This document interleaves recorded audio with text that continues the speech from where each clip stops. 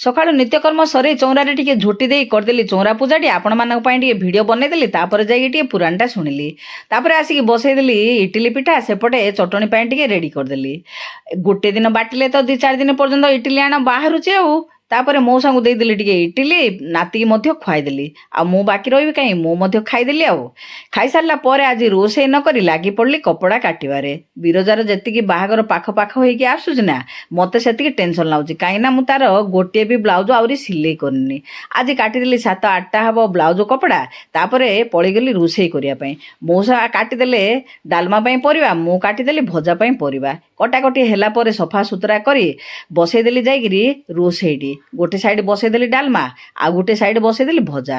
ଭଜା ଡାଲମା ହେଇସାରିଲା ପରେ ଦେଇଦେଲି ମଉସାଙ୍କୁ ଖାଇବା, ନାତିଆକୁ ମଧ୍ୟ ଖୁଆଇଦେଲି। ମୁଁ ଧରିକି ବସି ପଡ଼ିଲି କାନ୍ଧିଆ ଲୁଣ ମରିଚକୁ, ଭାତ ତା ପାଖକୁ ଭଜା। ମଉସା ଦେଖିକି କହୁଛନ୍ତି, ଖା ଖା, କାଶକୁ ତ ପୁରା ଔଷଧ।